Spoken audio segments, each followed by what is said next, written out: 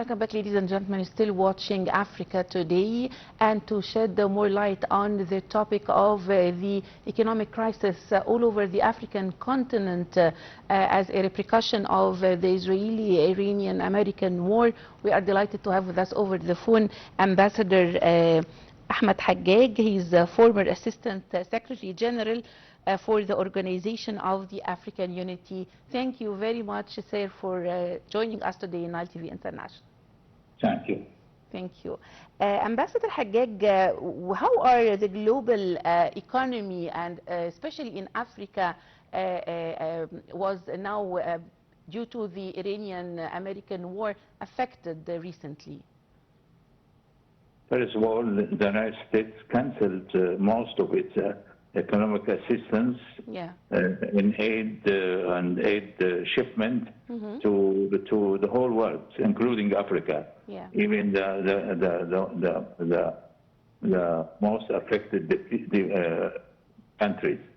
And also this war has affected the fragile African economies, which were depending on imports and aid from outside the United States also.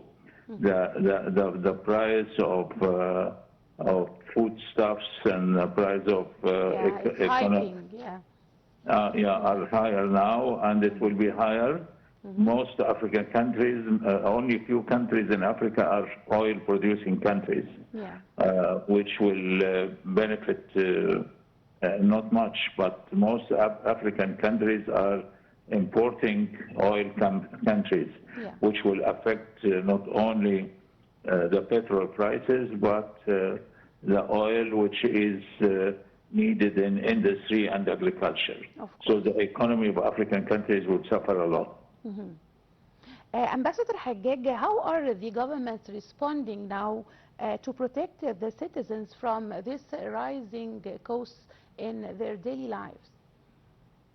Can you repeat it again, please? I'm asking about the government's response all over the African continent for this hiking prices. Yes, I think the budgets of most African countries are usually small. They cannot afford to give subsidies to poor people and combat poverty. So they will suffer because the poor sector in most African countries are vulnerable to such developments, and they will suffer more than they were suffering now or before. Ambassador Haggag, all or most of the African countries are depending on imports rather than exports. Tell us more about this, and how is this affected by closing the Strait of Hormuz?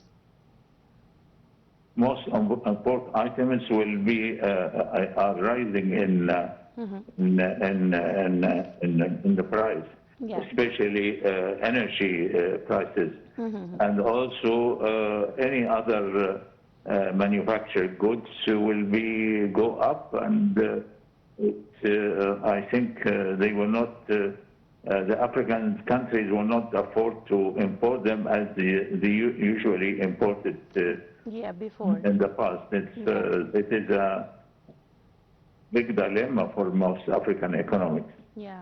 Ambassador Haggag, we just watched a report about Nigeria and the hiking fuel prices, and this is not only in Nigeria, it's all over the world. How can this problem be fixed in these circumstances? Although Nigeria is one of the biggest oil-producing countries in Africa, it cannot go alone, and they are forced to raise the prices of fuel. So the dilemma for all African countries, either they are producing oil or importing oil, is the same, and this is the same in Middle East countries and the whole world. Ambassador Haggag, we want to talk more about the long-term strategies that can be adopted from the governments and the states in Africa to get over this crisis? By increasing African cooperation, Yes. by adhering to the treaty establishing the African Free Zone, Yeah. and they respect the rules of the African Free Zone, abolish all custom duties for imports from other African countries. Otherwise, if they don't follow this strictly and not to evade implementing the rules of the treaty of establishing the African Free Trade Zone, the situation will be worse. Of course. Ambassador Haggag, you just mentioned the Africa Free Trade Area, and what are the latest developments on the ground concerning the treaty, and is it implemented or not yet? It's implemented. The first phase, at least, they abolishing a certain amount of the custom duties, but some economies and some countries are trying to evade this adherence to the rules because their treasury minister consider the proceeds of the custom duties is the main ingredient of the national budget. That's why they trying to find ways and means in order not to implement the abolition of the custom duties envisaged by the African Free Trade Area. Yeah, and what are the booming or the promising economies in Africa right now that will implement this free trade accord? Tell me more about some examples of the African countries participating in this treaty.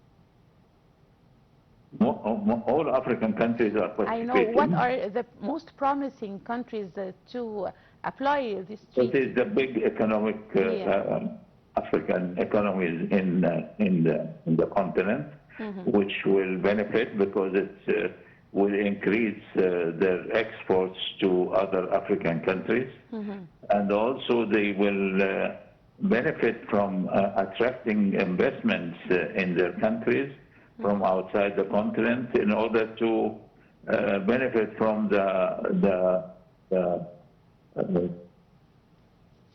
abolishment of custom duties in the importing countries.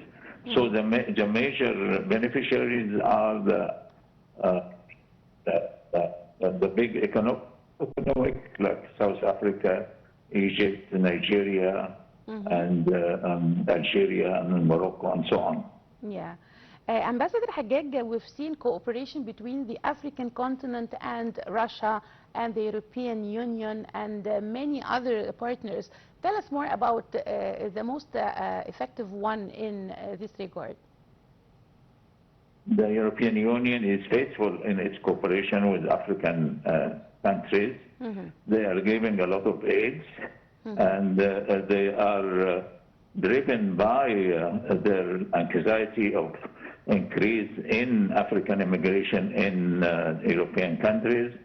So they try to combat this by establishing and giving a lot of aid, establishing projects in the home countries in order to deter the immigration of Africans to those countries. But in the other issue which is affecting African countries is that the United States is almost abolishing its big contribution in the budget of the specialized agencies of the United Nations, like the World Food Program, World Health Program, and UNCTAD and others, which usually have been given the most of its budget to African countries. Yeah. Well, Ambassador Ahmad Haggag, former Assistant Secretary General of the Organization of African Unity, thank you very much for joining us today in Nile TV International.